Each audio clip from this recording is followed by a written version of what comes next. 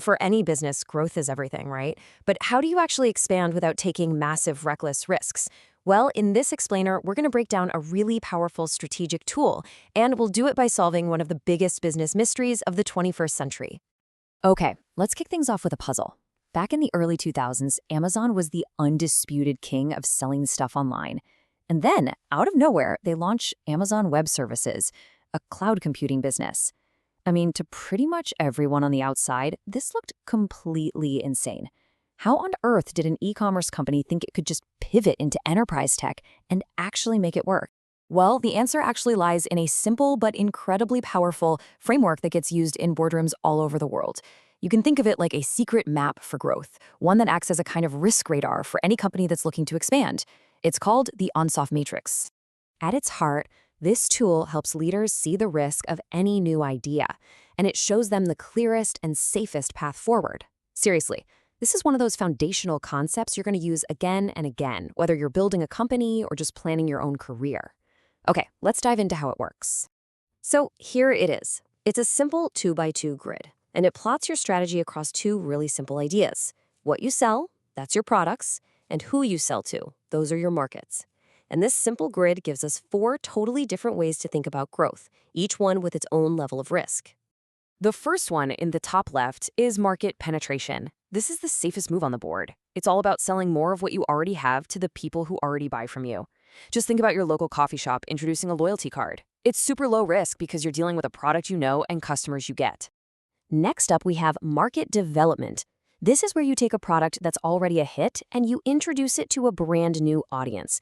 Maybe it's a bakery opening a store in the next town over or expanding to a whole new country. So the risk here ticks up a little bit. Why? Well, you know your product works, but that new market? That's the big question mark. Then there's product development. Here, you're innovating to solve new problems for the customers who already know you and trust you. What you're really doing is cashing in on that trust you've already built to sell them something totally new. The risk here is all in building that new product, but at least you've got a built-in audience ready to listen.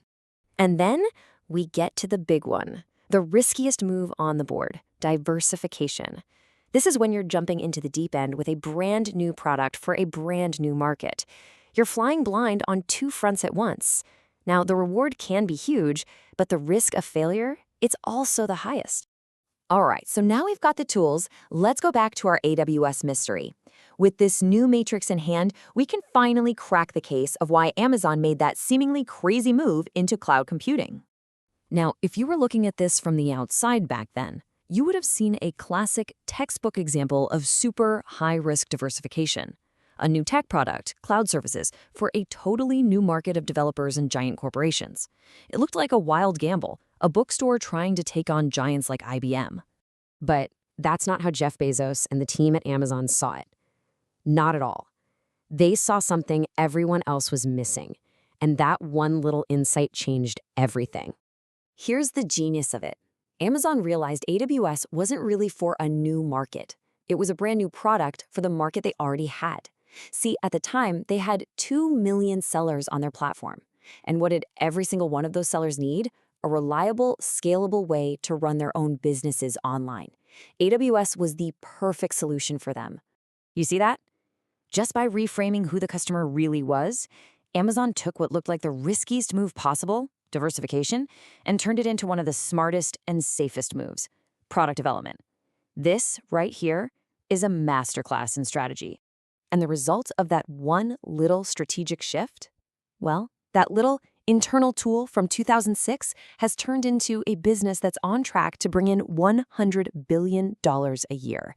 Let that sink in. It wasn't a gamble at all. It was a perfectly calculated masterstroke. And look, this wasn't just some lucky shot in the dark. This way of thinking is a playbook that great companies use all the time. Let's look at a couple more quick examples to see this pattern in action. Okay, think about Starbucks. When they rolled out their mobile ordering app, they weren't trying to find new coffee drinkers. It was pure market penetration. They just took their existing products, lattes, cappuccinos, and made it ridiculously easy for their existing loyal customers to buy more coffee more often. And the result?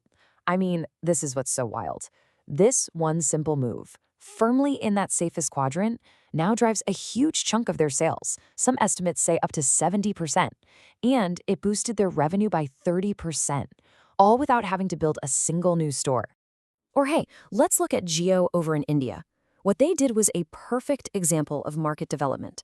The product, mobile data, wasn't new, but they went after a massive untapped market, hundreds of millions of people who couldn't afford a smartphone. And they did it by crashing the price of data down to almost nothing.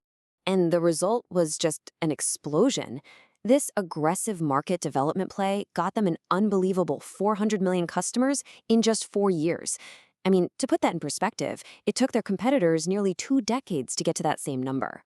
Okay, so we've seen the heavy hitters use this framework to build absolute empires, but knowing how it works is one thing. It's just as important to know when not to use it. And this is the most important part, how you can start using it yourself. But hold on, before you go off and start plotting your own world domination, there's a really, really important caveat here. The Ansoff Matrix is a tool for growth, not a tool for survival. I mean, if your business is in crisis mode, if the ship is literally taking on water, your job isn't to think about a new paint job. It's to patch the holes, cut costs, and stay afloat. This matrix is for building on a foundation that's already solid. Okay, but for everyone else, whether you're running a business or just thinking about your career, this is your roadmap. So here's what you do. Step 1, just stop and analyze. What do you sell, or what skills do you offer, and who is your customer? Step 2, brainstorm. Look at all 4 boxes and identify opportunities. Can you sell more to your existing clients, find a new audience, develop a new service? This simple exercise forces you to think clearly and strategically about what's next. So there you have it. We've just broken down the exact framework that helped turn a bookstore into one of the most powerful companies on the planet. But, knowing the map is only half the battle. The real power comes when you actually use it to go somewhere. So for your company, for your career, what's your next move?